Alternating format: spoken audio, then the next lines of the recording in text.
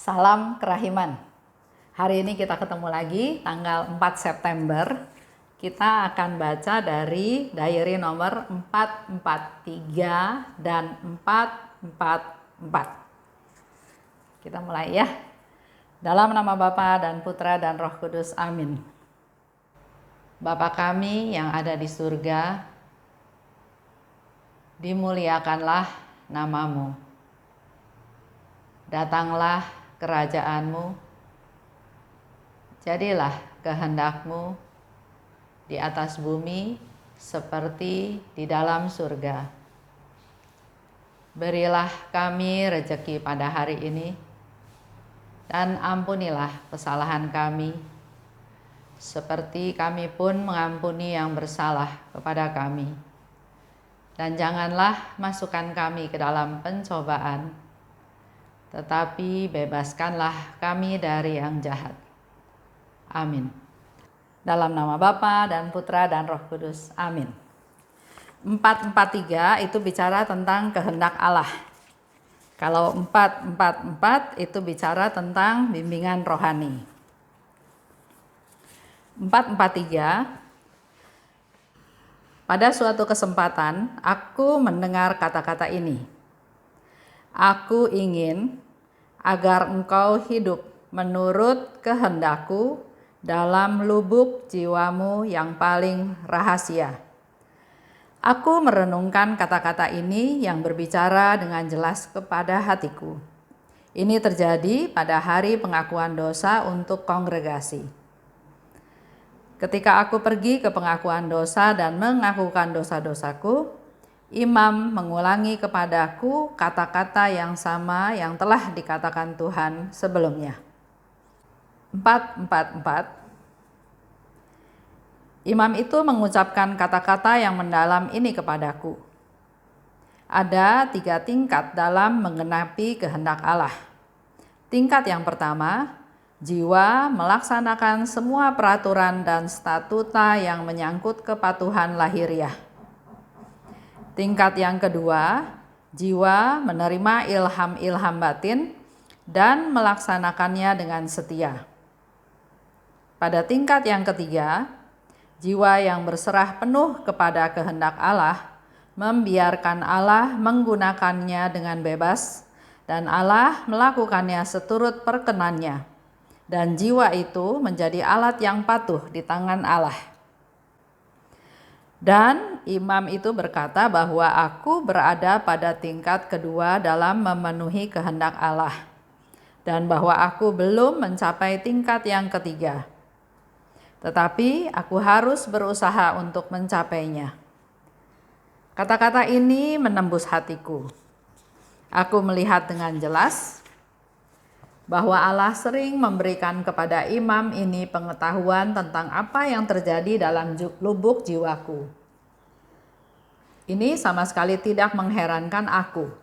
Sungguh, aku bersyukur kepada Allah sebab Ia telah memilih orang seperti itu. Ya, kita baca sama-sama ya. 443 tentang kehendak Allah. Kata Yesus, aku ingin agar engkau hidup menurut kehendakku dalam lubuk jiwamu yang paling rahasia. Jadi Tuhan Yesus sudah mengungkapkan keinginannya. Aku ingin. Apa yang Yesus inginkan? Yaitu dia minta supaya Suster Faustina hidup menurut kehendakku. Hidup menurut kehendaknya Tuhan. Keinginan ini juga pasti Tuhan Yesus harapkan dari kita semua, para devosan kerahiman ilahi dan umat secara umum. Tuhan ingin supaya kita hidup menurut kehendaknya. Pada waktu aku mengaku dosa, itu terjadi di Vilnius ya. Ini masih di Vilnius dan dia ketemu atau datang kepada Pastor Sopocko.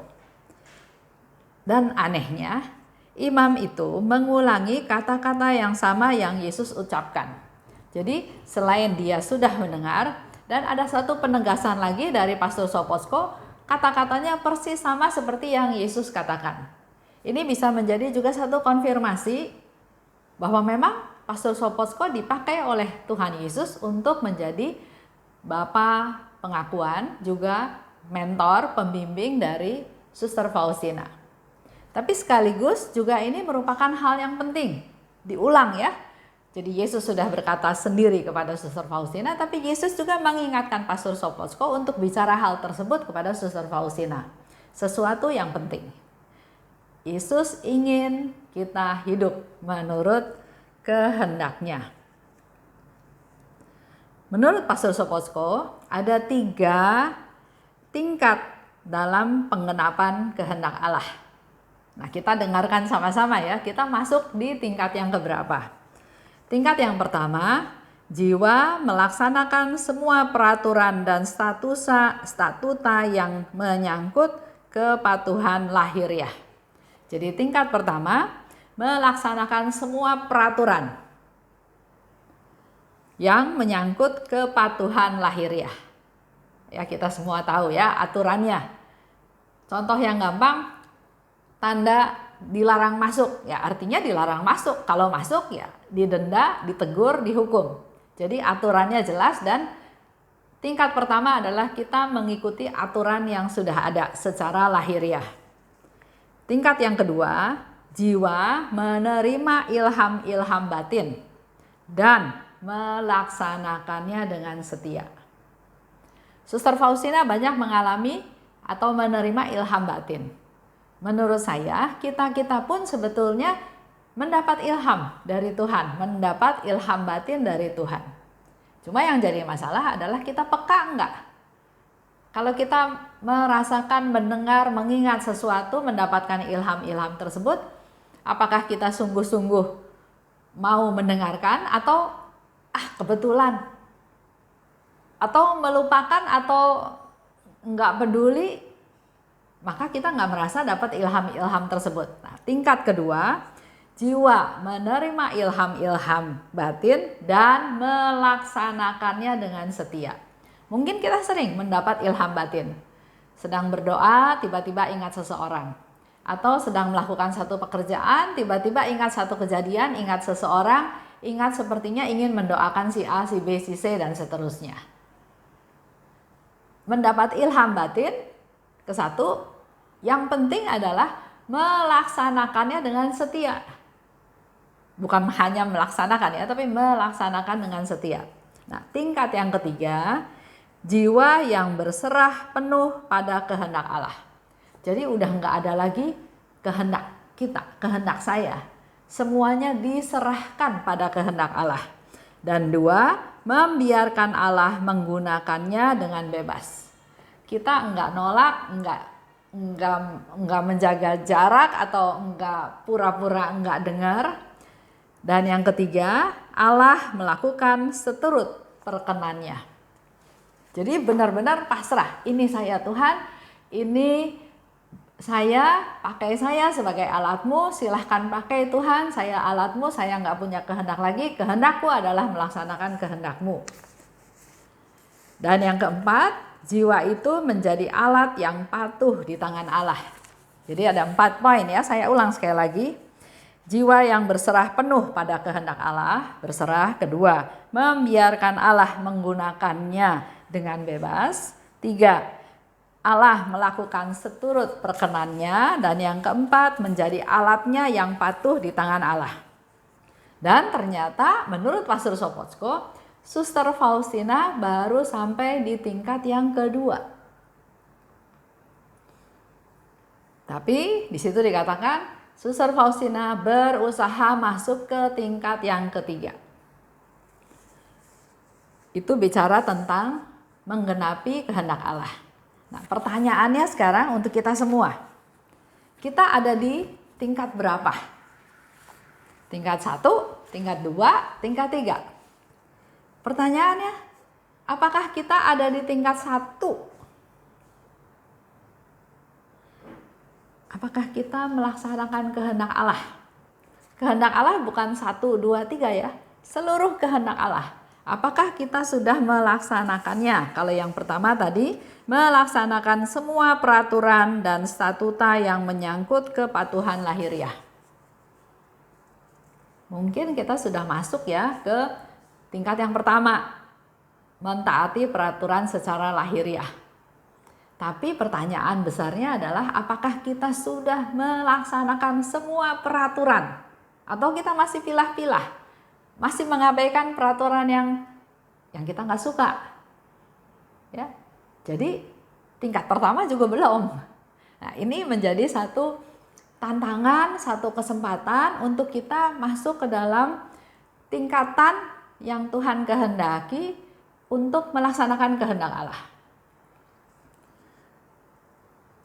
Karena di situ dikatakan lagi, kalau kita melaksanakan kehendak Allah, kita nggak akan diadili.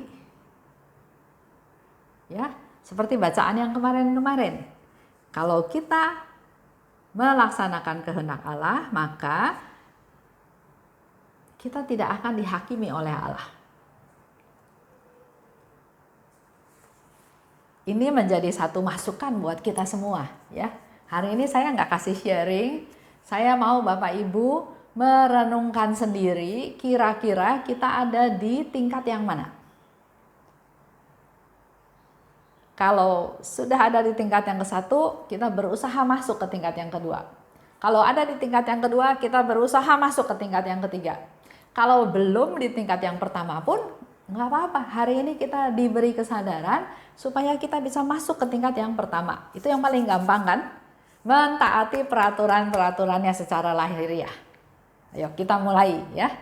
Kita dikasih kesempatan sama Tuhan untuk bisa melaksanakan kehendak Allah. Kita masuk dulu yang ke tingkat yang pertama.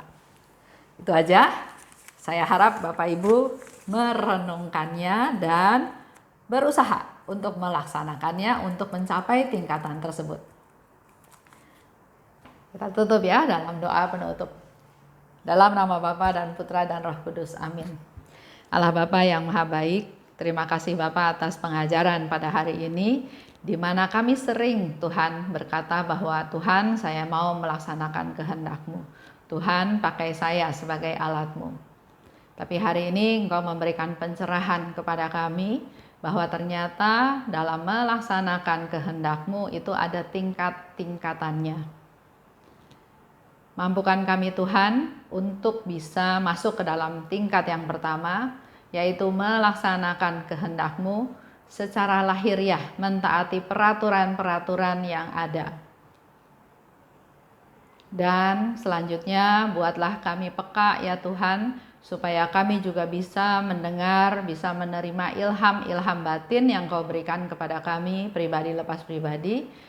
Kami menjadi mengerti dan terutama mampukan kami juga untuk melaksanakannya. Bukan hanya melaksanakannya ya Tuhan, tapi mampukan kami untuk melaksanakannya dengan setia. Inilah kami anak-anak-Mu Tuhan, kirimkanlah Roh Kudus-Mu kepada kami untuk membimbing hidup kami, agar kami menjadi alat yang berguna di tangan-Mu. Kemuliaan kepada Bapa dan Putra dan Roh Kudus, seperti pada permulaan, sekarang, selalu dan sepanjang segala abad. Amin. Dalam nama Bapa dan Putra dan Roh Kudus. Amin. Salam kerahiman.